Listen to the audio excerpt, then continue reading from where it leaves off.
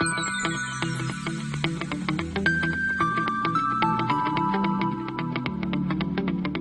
everyone, welcome to the video tutorial series of the operating system.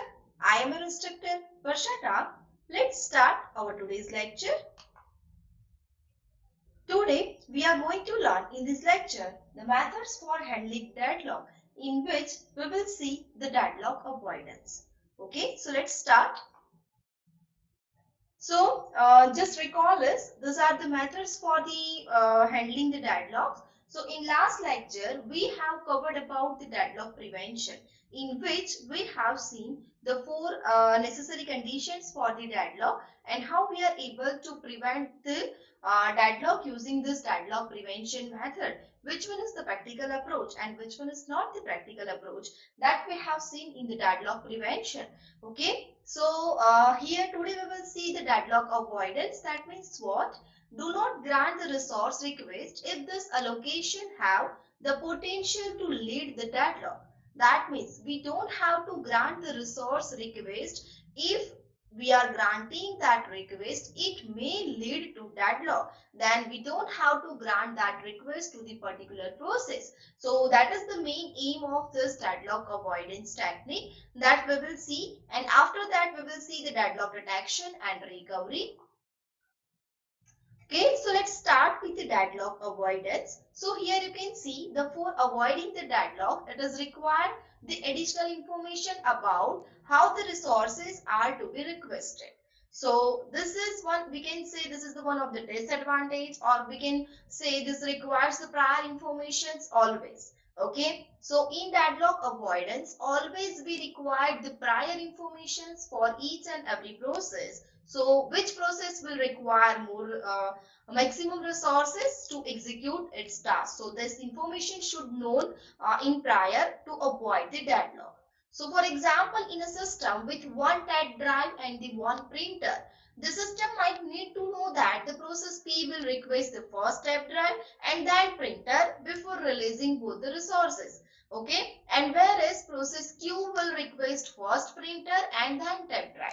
So that means the operating system should have the prior knowledge for the requested resources, which resource will be requested by the process in the future. So this prior information should have. Now, with this knowledge of the complete sequence of the request and releases for each process, the system can decide for each request whether or not the process should wait in order to avoid a future deadlock. Okay, so if we have this prior information, we can avoid the deadlock. If we have the prior information, we can define the safe sequence, in which sequence we are able to allocate the resources to the process. So all the processes will get the execution and no deadlock will be there. Okay, each request requires that in making this decision, the system consider the resource currently available and the resource currently allocated to the each process and the future request and release of the each process.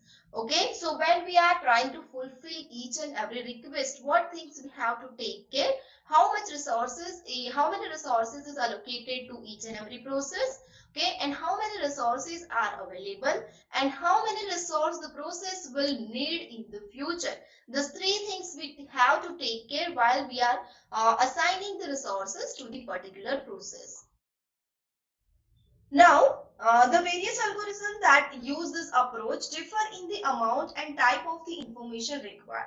There are the numbers of algorithms that using that we can solve such type of problem, okay, but they have their own characteristics. The simplest and most useful model requires that each process declare the maximum number of the resource of each type that may it need.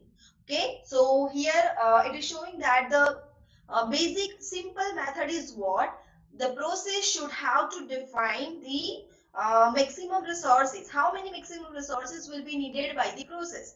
That process should have to define. Okay, so that way is the simplest way. So given this prior information, it is possible to construct an algorithm that ensures that the system will never enter in the deadlock state. Okay, so if we have this prior information, we can assign the resources according to that. So we can say that the system will not be in the deadlock state, and if the deadlock state will come, then we can avoid it. Now here, a deadlock avoidance algorithm dynamically examines the resource allocation state to ensure that the circular wait conditions can never exist. Okay, in last lecture when we are talking about the deadlock prevention, we have seen the 4 deadlock conditions for that. So either of the 3 conditions is practically not possible, but circular wait, using the circular wait, we can avoid the deadlock. So this solution is practically possible. So in this deadlock avoidance technique, we will deal with this the circular condition, circular wait condition. The resource allocation state is defined by the numbers of available and allocated resources and the maximum demands of the processes. Okay, so here we just deal with the maximum demands of the processes. Okay, now first of all we should know about safe state and unsafe state.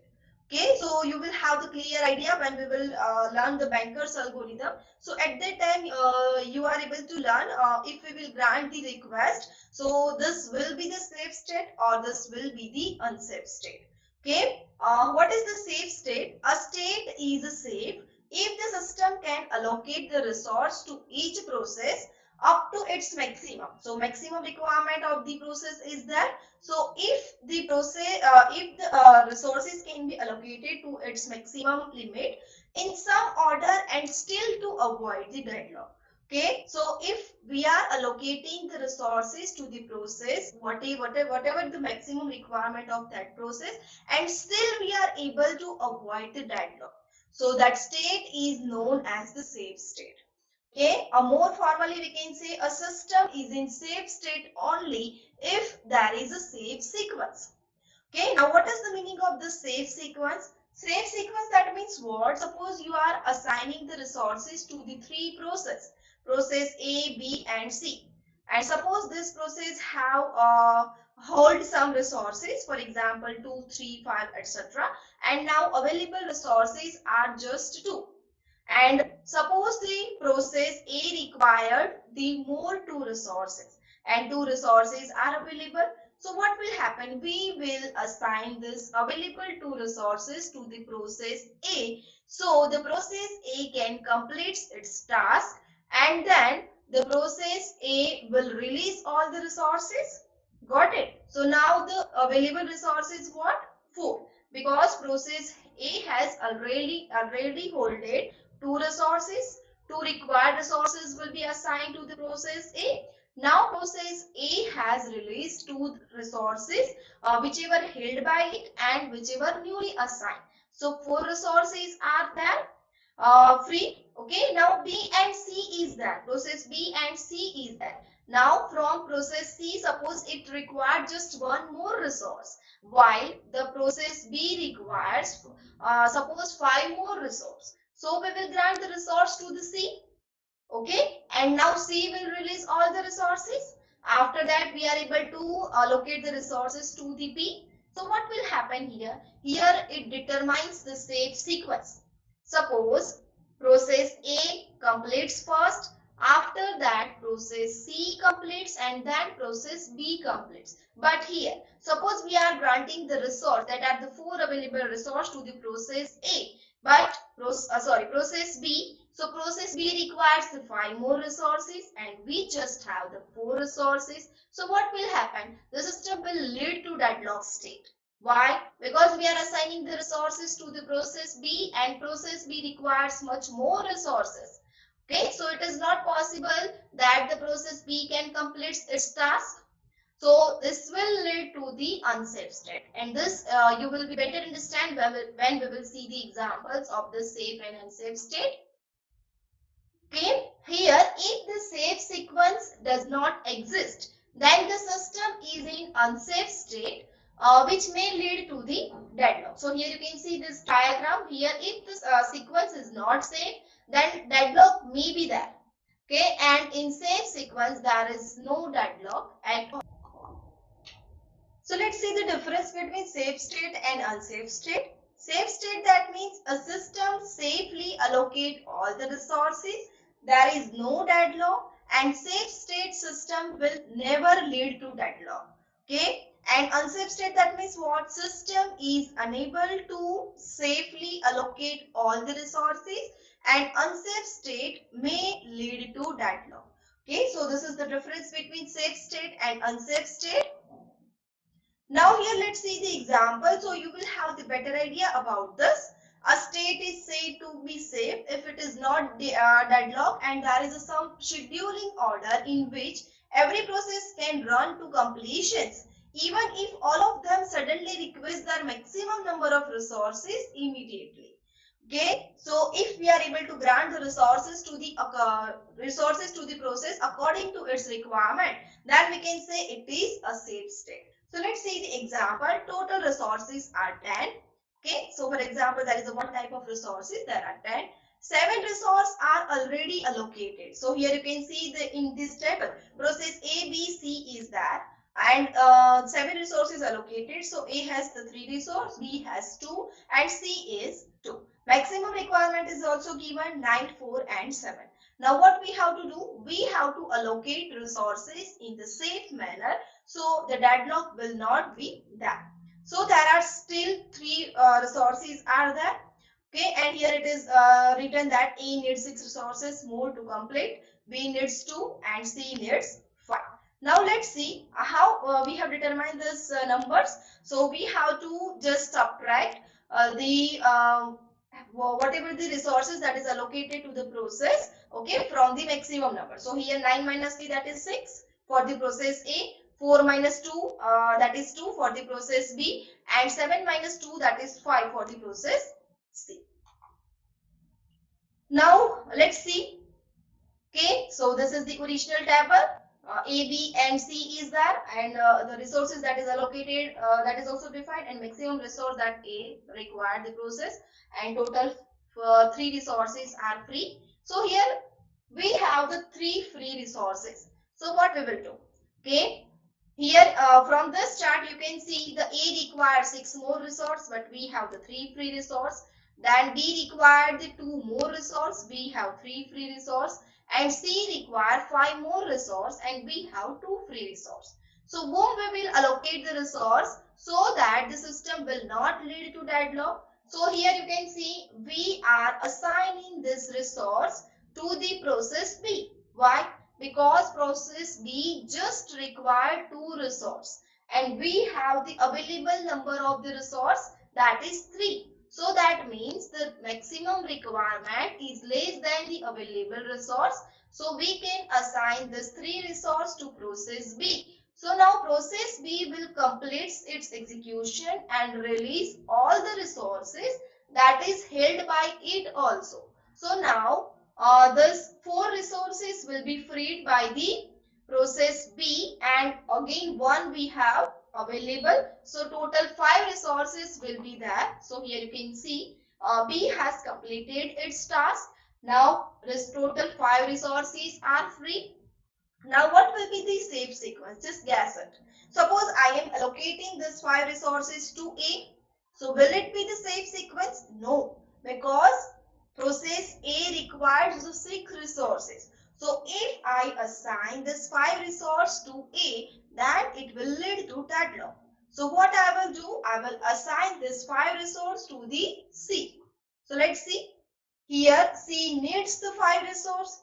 We have the 5 resource. So we can assign this 5 resource to process C, because the maximum need, that is less than or equal to the available resource. So we can assign this resource to the process C, and process C will complete its task so that we can assign this resources to the process A. Okay, so here you can see now process C has completed its task, and we have total free resources, that is 7, and now process A requires just 6 and we have 7. So maximum need, that is less than the available. So we can grant the resources to the A. Now all the process can complete its task. So this is the safe sequence. What is? Process B first executes, after that C, and after that A. So B, C, A is a safe sequence for executing all the tasks and no deadlock will be there. Got it? So this is known as the safe state. Now what will be the unsafe state? So as already we have discussed in the safe state, suppose the process three resources available and we are allocating these three resources to the process A. So what will happen? It will lead to the deadlock. Now see, there is another example of the deadlock, another example of the unsafe sequence. Okay, so here original table is there. Now we have the three resources. We are allocating the one resource to the process A, and after that we are allocating this two available resource to the process B, because process B just required the two resources. Okay, so process B will complete its task. Okay, and then it will release all the resources acquired by it. But now what will happen? Process A requires 5 resources. Process C requires 5 resources. But we have just 4 resources that are free. So now the system will lead to deadlock because process A and process C will not complete its task because the resources are not available. Okay, so this unsafe sequence will lead to deadlock. Okay. So in this video, we have learned the methods for handling the deadlock, in which we have seen the deadlock avoidance technique. Okay, further in the next lecture, we will see in detail for the deadlock avoidance technique. Okay, so thank you for watching. We will meet in the next lecture with a new topic. Thank you.